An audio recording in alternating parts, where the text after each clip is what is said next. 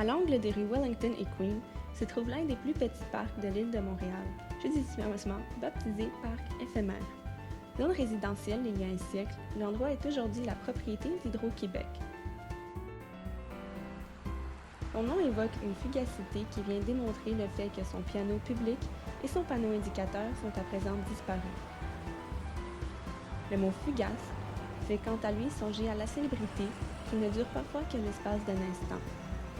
Ces dernières années, Montréal s'est fait fort de solenniser ses célébrités et divers pionniers d'autrefois.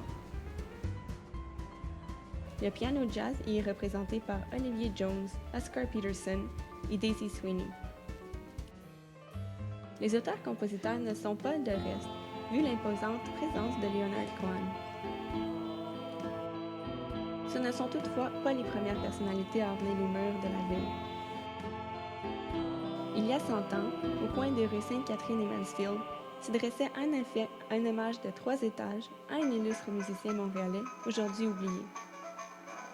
C'est en 1888 que vient au monde William Eckstein, dernier des 14 enfants de George Evelyn Eckstein, et le seul né à Montréal. Tous les membres de la famille jouent d'un instrument de musique, mais Willie est reconnu comme un enfant prodige dès l'âge de 3 ans. Ayant étudié au Dominion Conservatory et donné des concerts en ville, il entreprend une tournée en Europe après une performance au Carn Hall sous le patronage de divers noms réputés. Puis, alors qu'il se produit à la Canadian National Exposition à Toronto, Willie est remarqué par le vaudeville et part en tournée durant plusieurs années avec la compagnie Keith & Albee. Surnommé The Boy Penderecki, il parcourt les États-Unis et le Canada avec des artistes comme Harry Houdini et Nora Bayes, souvent en tête d'affiche. On raconte que Houdini lui-même restait en coulisses pour le regarder jouer. À l'époque, Willie touche un salaire annuel de 15 000, soit bien plus que la plupart des adolescents. Il joue notamment sur le piano d'or de la Maison-Blanche pour le président Theodore Roosevelt et arrive à San Francisco quelques semaines après le grand séisme de 1906.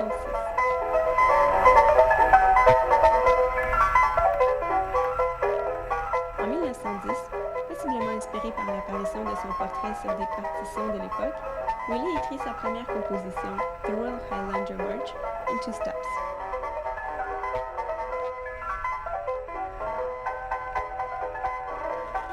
Lassé de ses années de tournée, il revient alors dans la ville qu'il aime, en quête de stabilité.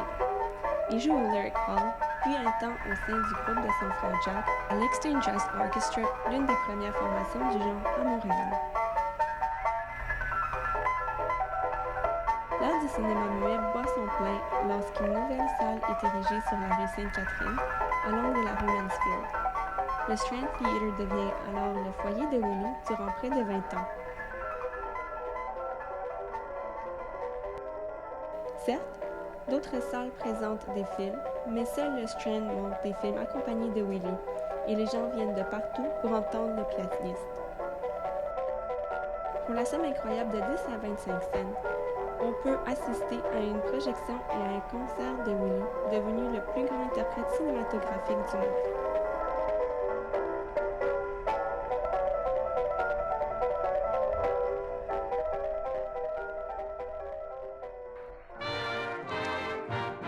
En 1919, Willie compose son premier succès, Goodbye Sunshine Hallelujah, mis en vedette dans la production des Ziegfeld Follies sur Broadway cette année-là.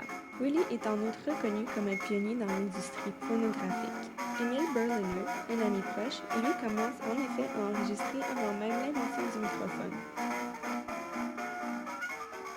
L'enregistrement des disques incite Willie à composer davantage, ce qu'il fait de façon prolifique pour lui-même et pour d'autres artistes tout au long des années 1920 et 1930.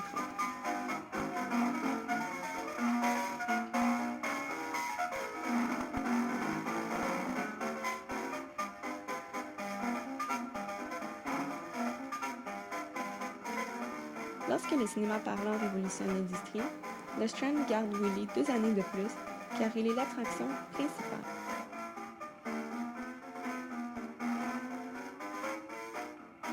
Avec le décret de la prohibition aux États-Unis et dans le reste du Canada, Montréal devient Sin City et la vie nocturne y prospère.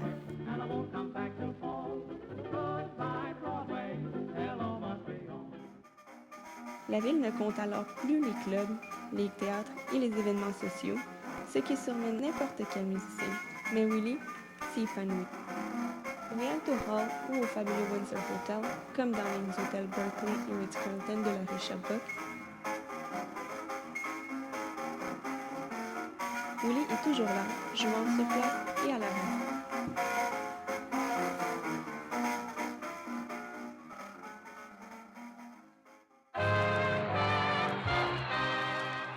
Il est aussi le premier à donner un concert radiodiffusé en direct en Amérique du Nord.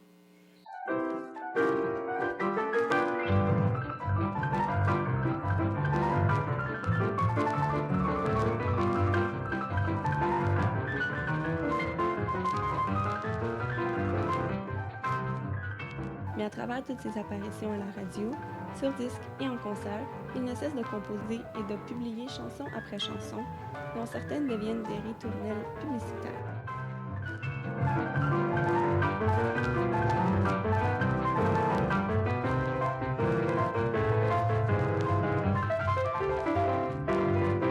Par la suite, Willie élit résidence au Château Sainte-Rose, où Robert Langlois, lui, joue souvent à 2 pianos à queue. Il vit la période des 2 guerres mondiales, mais sa petite taille de moins de 5 pieds l'empêche de s'envoler. Il compose donc plutôt des chansons patriotiques et recueille des fonds au profit des bons de la défense nationale et se produisant bénévolement lors des rassemblements. Grand amateur d'équitation, on le voit fréquemment mener son cheval sur le Mont-Royal. Une course et un trophée sont d'ailleurs nommés en son honneur au circuit de Conway Park. Parfois William, parfois Willie, d'autres fois Billy.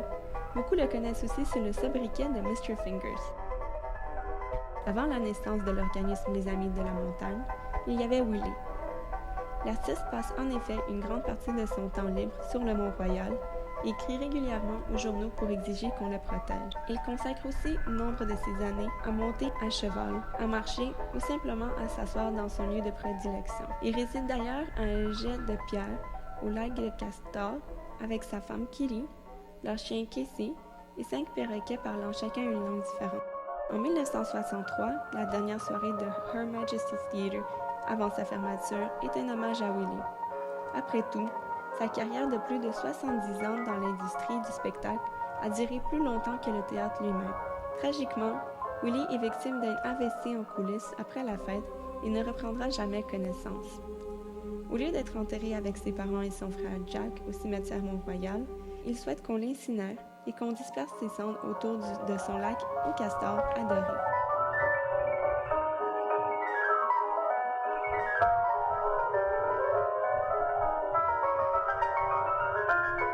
Alors, si en vous promenant sur la montagne par une chaude nuit d'été, vous entendez au loin un pianiste jouer une mélodie envoûtante, vous saurez d'où elle vient.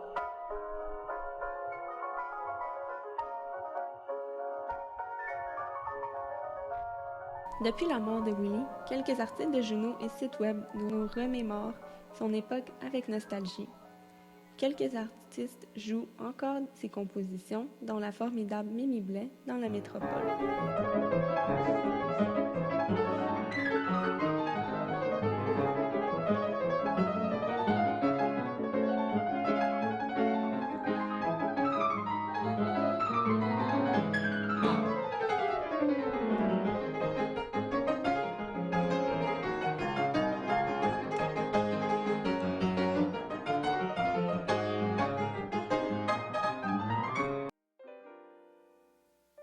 Complètement oublié par Montréalais, Willie est intronisé au Panthéon des auteurs et compositeurs canadiens à Toronto en 2006. La même année d'ailleurs, William Conway se voit décerner cet honneur.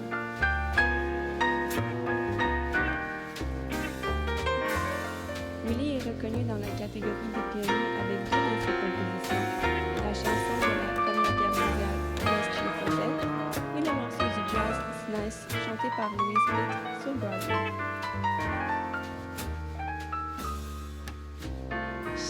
Nice when he looks into my eyes and I hear is love inside. But when we get into the parlor and the lights are out, oh, that's when he shines without a doubt. And the things he does make me get up and shout, naughty.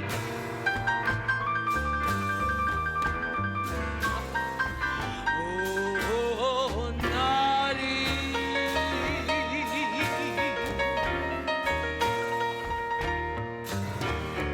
Naughty, but it's nice.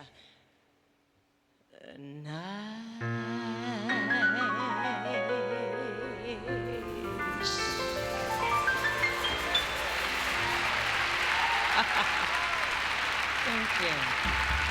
Merci. Thank you.